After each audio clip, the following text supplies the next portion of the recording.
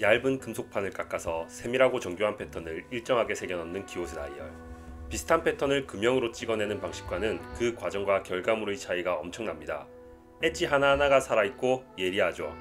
그야말로 최고 등급의 다이얼 제조 기술입니다. 브레게의 기호세가 최고라는 데에 이견이 있을 사람이 있을까요? 프랑스 파리 방동광장에 있는 브레게 뮤지엄을 방문한 적이 있습니다. 그때 찍었던 브레게의 다이얼 제조 기계입니다.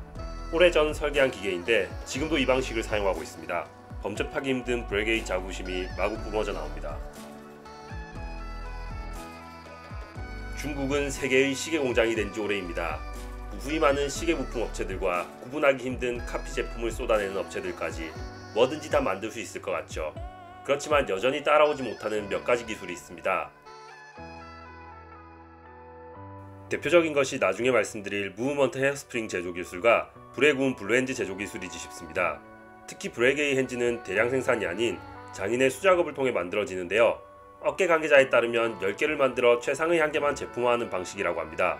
원가 따위를 고려하지 않는 이러한 방식은 브레게의 시계를 예술품으로 보기에 충분한 이유가 됩니다.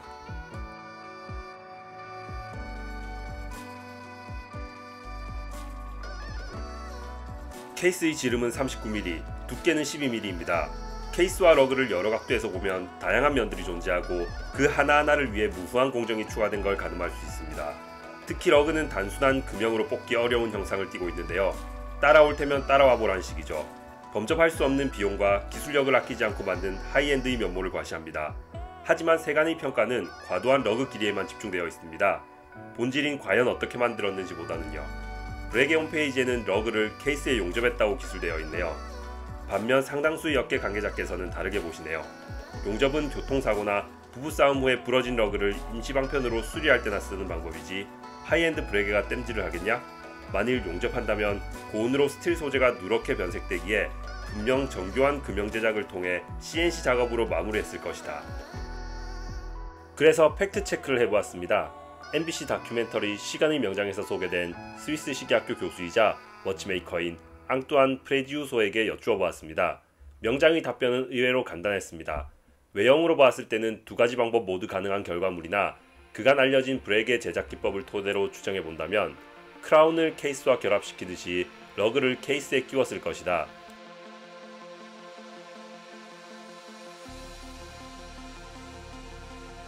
실제로 백케이스를 분리해보니 러그와 케이스가 정교하게 연결되어 있는 걸 확인할 수 있었습니다. 과거에는 회중시계에 러그를 용접해서 손목에 올리기 시작했습니다. 변태로 불리는 이 러그는 알고 보니 손목시계의 역사를 간직하고 있었네요. 러버 스트랩 교체하는 건 쉽지 않습니다. 스크래치 발생도 문제지만 파네라이처럼 양쪽에서 나사로 잡아줘야 하는 형태이기 때문에 정확한 넘버의 록타이트와 도구가 없다면 직접 교체는 금지입니다. 브레게가 뉴턴의 사가로 돌변해서 수직 낙하하는 걸 보실 수 있습니다. 조금 귀찮더라도 부틱을 방문하는 게 최선의 선택입니다. 디버클을 잠그고 나면 편안합니다. 어깨 힘도 조금 들어가고요. 시계가 이 정도의 아우라를 가지고 있다면 착용감이 중요한 게 아니죠.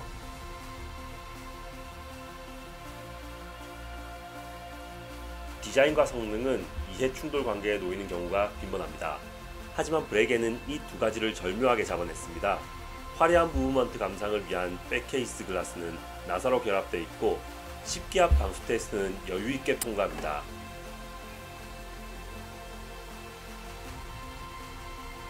이유는 두 가지인 것 같아요. 두께 3mm에 불과한 무브먼트를 품은 케이스가 무려 12mm입니다. 케이스가 얇지 않고 두껍습니다. 다른 하나는 백케이스에 끼워진 가스켓. 이 가스켓의 접지면은 케이스 본체와 한치의 틈도 없이 딱 맞아떨어집니다. 보통 0.001mm 단위로 금속을 가공하는 것을 정밀 가공이라고 하는데요. 브레게는 자신의 케이스 가공 기술을 앱솔루트한 가공 기술이라고 표현합니다. 얼마나 뛰어난 건지 눈으로 보고 손으로 만져봐서는 알 수 없습니다.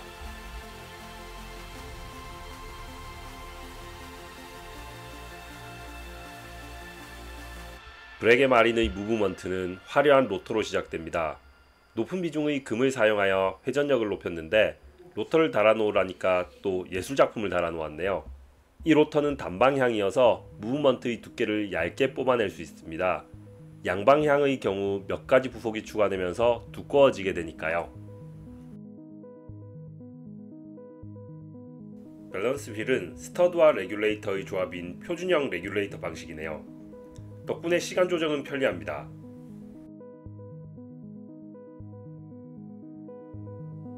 충격 흡수 장치인 키프를 감싸고 있는 디자인도 평면 형태로 설계되어 있어 주유가 편리합니다. 유지 보수까지 신경 쓴 설계입니다. 사실 이 심장은 2004년 블랑팡이 채택한 무브먼트에 기반하고 있습니다. 러시아 대통령 푸틴의 시계로 유명한 아쿠아롱 빅데이트에 사용되었습니다. 많이들 블랑팡과 같은 무브먼트라고 하시는데 반은 맞고 반은 틀립니다. 브레게가 여기에 그들의 기술력을 불어넣었기 때문이죠. 기존의 6진동을 8진동으로 끌어올려 초침이 부드럽게 흐릅니다. 빅데이트를 염두에 두고 충분한 토크 때문이라는 분석도 있는데 가짜뉴스입니다. 사실 둘은 연관성이 전혀 없습니다. 제 생각에는요, 시계판을 주도하는 롤렉스가 8진동으로 전책을 밀고 나가니 여기에 맞춰 파텍 필립을 비롯한 대부분의 브랜드가 8진동을 기본으로 하지 않나 싶습니다. 물론 소재 기술의 발전 덕분에 가능한 일이기도 합니다. 이스케이프먼트 휠과 팔레포크의 내구성이 높아졌고요. 한 가지 더 추가하면 스와치 그룹이 자랑하는 오일 제조 회사가 있습니다. 메비우스라는 회사인데요. 여기서 생산하는 윤활 오일을 업그레이드도 큰 기여를 했습니다. 시계 애호가라면 벌써 예상하실 수도 있는데 진동수가 증가하면서 100시간이 파워 리저브는 65시간으로 줄었습니다.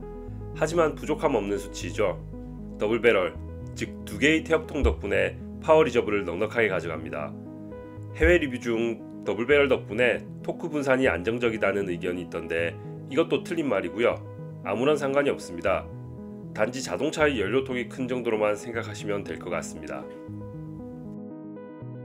스와치 그룹은 니바록스라는 회사도 산하에 데리고 있습니다. 이곳도 방문을 한 적이 있는데요. 생소한 이름의 이 회사가 또 시계 제작에 아주 중요한 역할을 담당하고 있습니다. 바로 이곳에서 생산하는 최고급 헤어 스프링과 메인 스프링이 마린에 장착되어 있습니다. 이 둘을 자체 생산할 수 있는 하이엔드 브랜드는 몇 개 없을 정도로 최정상의 기술력이 필요한데요. 스와치 그룹에는 전문 제조업체 니바록스가 떡하니 포진해 있고 그룹의 탑티어 브랜드인 브레게는 누구보다 든든하고 집중적인 지원을 받습니다. 마린의 실리콘 에어 스프링은 시간이 흘러도 늘어지지 않고 충격과 자성에도 강해서 균일한 진동을 유지합니다. 메인 스프링은 최고 수준의 토크를 보여주죠. 브레게의 무브먼트는 워치메이커들이 실제로 만져보면 누구나 인정한다는 말을 듣고는 했습니다. 자탕홍인 하이엔드란 말이죠. 절대적으로 공감합니다. 설탕가루 뿌린 것도 아니고 금통도 아닌 쇠쪼가리로 만든 시계가 1~2천만 원을 훌쩍 넘어간다면 쉽게 받아들이기 어려울 겁니다. 하지만 브레게 마린은요, 그래도 괜찮습니다. 이 녀석은 충분히 수긍이 되는 시계입니다. 한번 손목에 올려보시겠어요? 손목에 미술관 하나가 생기는 기분이 들 겁니다.